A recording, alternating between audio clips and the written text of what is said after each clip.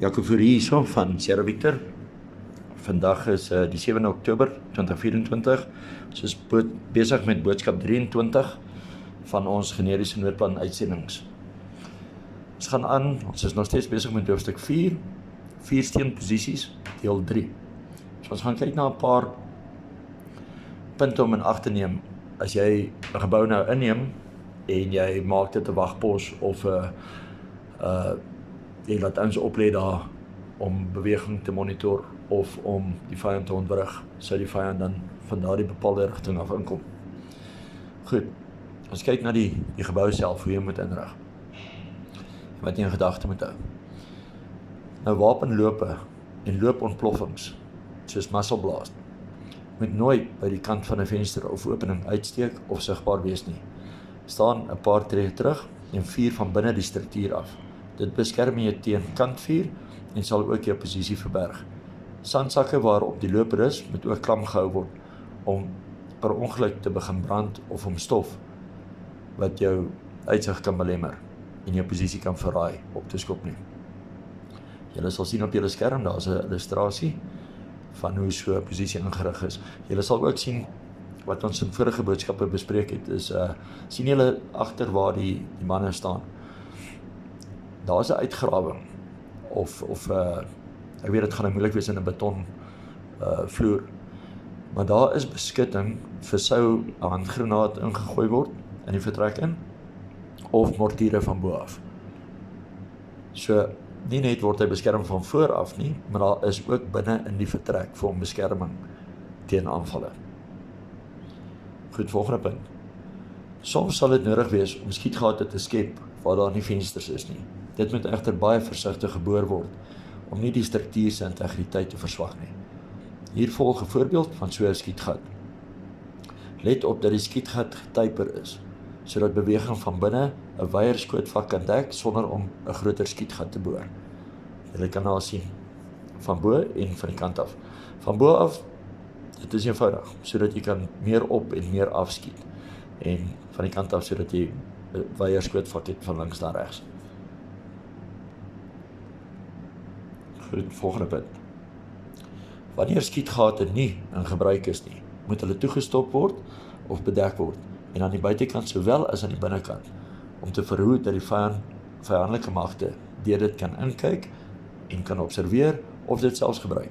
Skietgate kan binne geboue ook effektief wees, soos om trappe en ander vertrekke soos ingangsportale te dek. Skietgate kan selfs in die vloer geboor word om laer verdiepings te dek met klein geweervuur of granate. Vloerbeskerming binne in die struktuur sal bestaan uit sandsakke en kantoortoerusting en meubels. Let wel dat daar 'n verskil is tussen verberging, of soos die Engels sê concealment, en beskutting, cover. Verberging verhoed slegs die vyand om jou te sien, maar dit bied geen beskerming of cover teen geweervuur nie. Beskutting bied weer beskerming. Meeste kantoortoerusting of meubelstukke sal nie beskutting vir jou bied teen 'n 556 mm of 'n 762 ronde nie, maar fotostaatpakke papier en boeke van so 45 na 60 cm sal weer rondkeer. Plaas of pak dit binne in meubelstukke of plak dit vas teen omgekeerde tafels. Nou dit is al getoets. Julle weet hierdie 500 bladsye fotostaatpakke wat jy kry, fotostaatpapier, hy sal 'n 7/6 ronde keer. Soos wat hierdie verduideliking is, plak dit in die binnekant van tafels vas of selfs in die binnekant van deure. Dit sal vir jou dan dekking gee of beskerming gee. Enige ongebruikte vertrekke moet toegesluit, toegehamer of toegemaak word met meubelstukke. Doring of lemmetjiesdraad kan ook gebruik word. Jy ontneem die vyand verkenner of saboteer enige wegkruipplek binne die struktuur. Vensters is 'n groot risiko en die glas moet vooraf verwyder word, want as daar ontploffing is, glas is skrapnel, né? So die glas moet vooraf verwyder word waar moontlik. Gebruik dan houtborde en sandsakke om die vensterrame toe te maak. Op hoër verdiepings moet die reeds bespreekte oogiesdraad wat aan die buitekant van die vensterraam aangebring is, los aan die onderkant wees.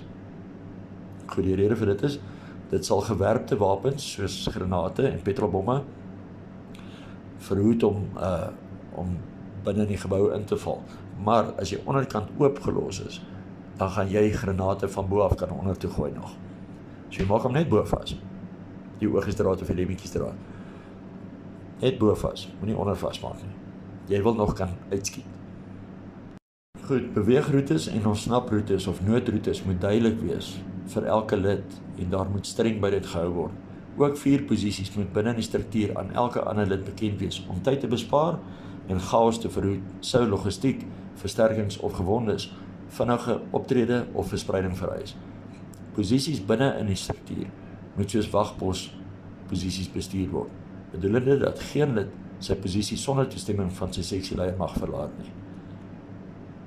Geete en ander pype, asook afdakkies en ander uitstaande elemente van die struktuur moet verwyder word, om te verseker dat die sigveld nie belemmer word nie, en of om vyandelike magte toegang tot hoër verdiepings te ontneem. Onthou dat in 'n beboude gebied is die gevegsterrein multidimensioneel. 'n Bedreiging is nie net beperk tot die horisontale front nie. Die dak van enige gebou, veral laer geboue, langs hoër geboue, is kwesbaar, omdat dit soms nie so deeglik bewaak word nie. Gebruik doring of lemmetjiesdraad as hindernisse op die rande en hou die dak deur gesluit en versper of versterk dit met kantoormeubels of iets soortgelyks.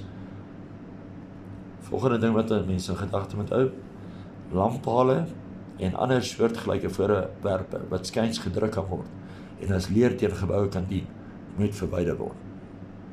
So jy moet vooraf, as jy na die gebou kyk, sit jouself in die rol dat jy wil hierdie gebou aanval. Hoe gaan jy hierdie gebou penetreer? En dan counter jy dit net. So as jy nou voor die gebou staan, en sê, luister, maar hier is 'n lamppaal of hier is 'n boom naby in die gebou. Ons kan deur die boom kan ons toegang tot die gebou kry. Dan weet jy, kap daai boom af. Maak hy lamppaal. Jy weet, stoot hom op met 'n ketting en 'n bakkie of wat ook al. So jy moet 'n waardering doen van buite 'n gebou asof jy daai gebou gaan aanval. Goed, en dan 'n laaste punt vir hierdie uitsending. Sluipskutters en sluipskutposisies. Nou anders as wat die media of in rekenaarspeletjies uitgebeeld word, skiet 'n sluipskutter nie na alles wat beweeg of na enige teiken nie. Die skutter kan moontlik vir dae lank in 'n posisie moet bly sonder om te beweeg vir die perfekte geleentheid om 'n spesifieke vooraf bepaalde teiken te elimineer. Sulke teikens sal byvoorbeeld slegs vyandelike langdraers, verkenners, swaarwapendraers of ander leierselemente wees. Goed, daar is 'n verskil tussen 'n sluipskutter en iemand wat dekkingsvuur gee. Ek het onlangs ek weer daai fliek gekyk van American Sniper. Ja, daai ou was 'n sluipskutter. Maar hy is aangewend in 'n rol waar hy grondmagte beskerm het. Nou dit is seker in 'n minder of meerdere mate is dit sluipskutwerk, maar dit is meer 'n dekkingsvuur element of 'n Overwatch, soos wat die van julle wat ons program saam met ons gedoen het, Counter Guerrilla Operations en ons Civil Disturbance Operations. Julle sal onthou ons het gepraat van 'n Overwatch. So 'n Overwatch kan skiet, maar 'n sluipskutter, hy wag vir sy een teiken en dit kan wees dat hy teikens laat verbygaan, maar hy kan nie sy posisie verraai nie. Goed. Reg, dit is ons uitsending vir vandag. In ons volgende uitsending gaan ons aan en dan praat ons 'n bietjie oor voertuie in beboude gebiede. Wat se tipe voertuie werk die beste en veral ook voertuiginspeksies, modifikasies en dan heel belangrikste eintlik konvooi. Hoe moet die konvooi ry? Wat se voertuie in die konvooi? Hoe ver uit mekaar uit? Wat doen jy as jy in 'n laag gaan ry? Al 110.000 goed. Maar dit is in ons volgende uitsending. Goed, hoop julle het lekker saam geluister. Ons het lanklaas uitsending gehad. Weer eens vir almal, hierdie uitsendings is nie om 'n revolusie te kweek of die land oor te neem nie. Hierdie is bloot beskermingsriglyne vir sou daar chaos en anargie uitbreek. So, Sierra Victor voel ons gewete is skoon. Ons spoor niemand aan om iets onwettigs te doen nie en ons wil by julle asseblief, jy weet, vra, moenie iets onwettigs doen nie. Dink jy jou vrou, dink jy jou gesin. As jy nou in die tronk gaan sit, dan sal ek kwesbaar.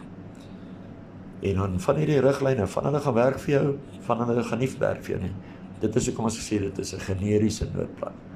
Ek weet nie hoe lyk dit in jou dorp nie, ek weet nie hoe lyk dit in jou stad nie. Jy gaan self met planne maak. Ons gee jou net pointers. Goed, lekker dag vir almal. Die Here se genade en liefde, soos altyd.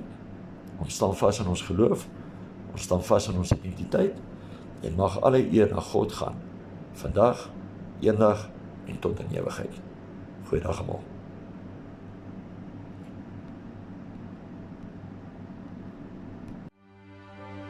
Ons staan vas.